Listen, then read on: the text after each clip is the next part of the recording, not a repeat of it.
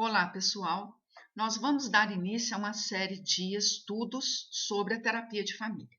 Este módulo apresenta as principais ideias que antecederam o surgimento da terapia de família.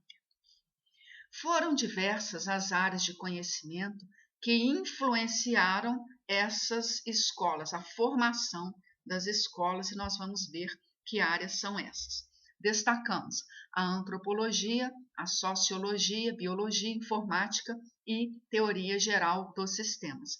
Deste conjunto nascem alguns contextos, algumas pesquisas importantes, fundamentais para o surgimento das escolas, e nós vamos ver essa primeira pesquisa aqui, ó. Nós apresentamos 3, mas hoje nós vamos ver esta, que se chama teoria do duplo vínculo, tá?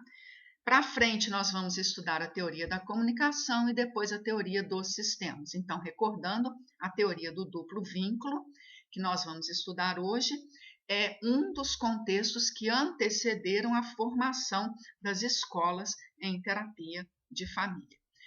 O que quer dizer exatamente duplo vínculo? Vamos voltar aqui. Bateson, que foi um antropólogo, ele estudou a influência das relações familiares na etiologia da esquizofrenia, ou seja, na pesquisa da esquizofrenia. Este antropólogo, portanto, estuda o contexto social como influência na formação da esquizofrenia. E, a partir desses estudos, ele formula o conceito de duplo vínculo. Bom, vínculo diz de uma relação entre duas pessoas, né? Uma relação, normalmente, a gente vai compreender como está baseada numa relação de amor, uma relação de ódio, né? Só para a gente polarizar aí a nossa compreensão. Quando a relação é duplo vinculada, o que ela quer dizer? Ela é nem tanto no amor, nem tanto no ódio, ou as duas ao mesmo tempo. E aí começa a complexidade. Então, ele fala o seguinte: duplo vínculo se desenvolve em alguns contextos específicos ou condições. A gente colocou aqui. São duas pessoas emocionalmente muito envolvidas, por exemplo, a mãe e a criança. Uma dessas pessoas é dependente emocionalmente da outra, no caso, a criança é dependente emocionalmente da mãe. A mãe passa a enviar para a criança uma mensagem paradoxal, que é uma mensagem contraditória. Nós vamos ver um exemplo daqui a pouco.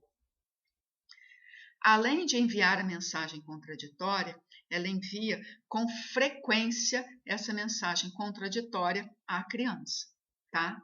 Não existe uma terceira pessoa nesta relação mãe-filho que possa ajudar a criança a discernir ou sair deste paradoxo ou desta contradição. Não tem pai, tio, primo, irmão, a mãe e a criança estão basicamente sozinhas nesta relação. Sem discernir, portanto, o paradoxo, a criança passa a ficar confusa por entender as duas mensagens contrárias como verdadeiras, sem conseguir escolher, digamos assim, uma delas. Então, vamos ver um exemplo de mensagem paradoxal. O que é? É uma mensagem que apresenta uma contradição entre o que se diz e como se diz, quer dizer, entre o verbal e o não verbal. Quando existe essa incongruência entre o verbal e o não verbal, a gente vai dizer que a mensagem é paradoxal. A mãe fala, por exemplo, à criança que a ama, é a mensagem verbal, sai pela boca. No entanto, ela apresenta uma expressão facial de insatisfação, irritação e descontentamento. É a mensagem não verbal. Ao mesmo tempo em que afirma verbalmente que ama a criança. É difícil de acontecer? Não, é fácil, né? Então, a criança, não tendo ainda uma constituição cognitiva para discernir entre a veracidade das duas mensagens ou escolher em qual acreditar, ela assimila as duas mensagens como verdadeiras.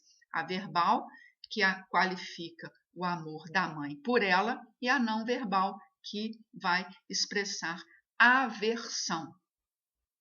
Como as mensagens se excluem, ou ama ou não ama, né? Então a criança passa a entrar num estado mental e emocional de confusão, por não saber em que posição se permanecer nessa relação, na posição de amada ou na posição de desamada ou excluída.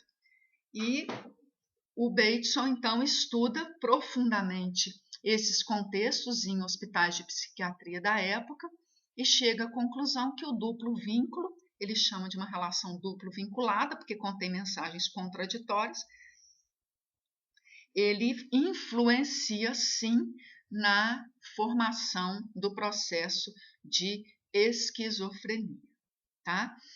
Este contexto que nós estamos falando, né, o conceito de duplo vínculo, ele influenciou a formação de várias escolas em terapia de família, que nós vamos ver posteriormente. Então, aqui está de onde veio dessa convergência de diversas disciplinas, esse conceito, né, que influenciaram na fundamentação teórica da terapia de família.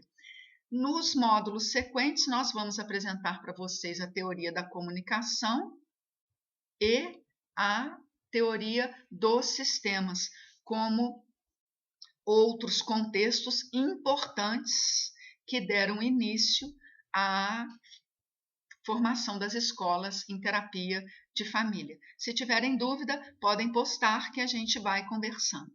Ok? Obrigada.